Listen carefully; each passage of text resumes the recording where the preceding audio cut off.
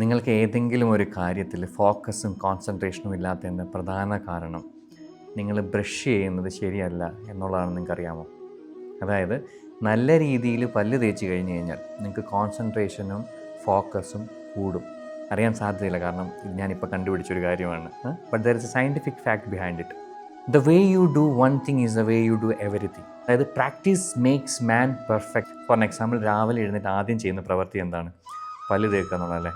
പല്ല് തേക്കാൻ നേരത്ത് ബ്രഷിൽ പേസ്റ്റ് എടുത്ത് പല്ല് തേച്ചുകൊണ്ടിരിക്കുമ്പം മൈൻഡ് പല സ്ഥലത്തേക്ക് ഇങ്ങനെ പോയിക്കൊണ്ടേയിരിക്കും, പലതും ഓർത്തുകൊണ്ടേയിരിക്കും. ഇന്ന് ചെയ്യേണ്ട കാര്യങ്ങൾ, ഇന്ന് എന്തെല്ലാം കാര്യങ്ങളാണുള്ളത്, ഇന്നലെ എന്തായിരുന്നു സംഭവിച്ചത്, മനസ്സിൽ വരുന്ന ചിന്തകൾ, അങ്ങനെ പല കാര്യങ്ങളിങ്ങനെ വന്നുകൊണ്ടേയിരിക്കും. അവസാനം തേച്ച് ഈ ബ്രഷ് എവിടെയെങ്കിലും ചെന്നൊന്ന് തട്ടുമ്പോഴായിരിക്കും നമുക്ക് മനസ്സിലാകുന്നത്, അയ്യോ ഞാൻ പല്ല് തേക്കുകയാണല്ലോ. We are not concentrating on it, we are not into that process. പല്ല് തേക്കുന്നത് മുതൽ നമ്മൾ ചെയ്യുന്ന ഓരോ കാര്യങ്ങളും നമ്മൾ കോൺസെൻട്രേഷനോട് കൂടി അല്ല ചെയ്യുന്നത്.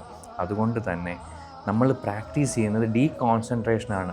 അതായത് എങ്ങനെ ഡൈവേർട്ട് ആകാം എന്നുള്ള കാര്യത്തിലാണ് എപ്പോഴും ചെയ്തുകൊണ്ടിരിക്കുന്നത്. അത് പല്ല് തേക്കുന്നതായിക്കോട്ടെ, ഭക്ഷണം കഴിക്കുന്നതായിക്കോട്ടെ, കുളിക്കുന്നതായിക്കോട്ടെ, നമ്മുടെ എല്ലാ ദൈനംദിന പ്രവർത്തികളിലും 100-ൽ 99% കാര്യങ്ങളും ഡീകോൺസെൻട്രേഷനോട് കൂടി ശ്രദ്ധയില്ലാതെ ചെയ്തിട്ട് ഏതെങ്കിലും ഒരു പ്രോസസ്സിൽ ശ്രദ്ധ കേന്ദ്രീകരിക്കണം എന്ന് പറഞ്ഞാൽ നിങ്ങളുടെ ബ്രെയിന് കൺഫ്യൂഷനാവും. നിങ്ങളുടെ ബ്രെയിൻ നിങ്ങളെ ഹെൽപ്പ് ചെയ്യത്തില്ല.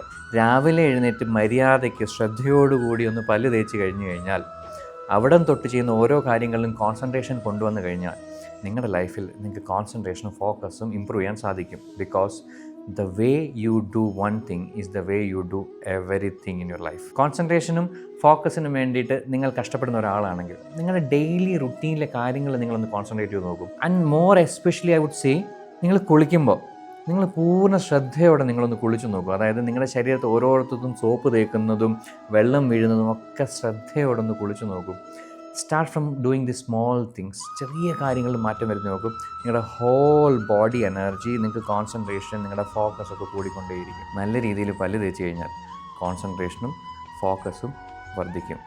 ഒന്ന് പ്രാക്ടീസ് ചെയ്ത് നോക്കൂ. നിങ്ങളുടെ അഭിപ്രായങ്ങൾ നിങ്ങൾ കമൻറ്റിൽ രേഖപ്പെടുത്തൂ. നിങ്ങളുടെ ജീവിതാനുഭവങ്ങൾ നിങ്ങൾ കമൻറ്റിൽ പറയൂ. Thank you.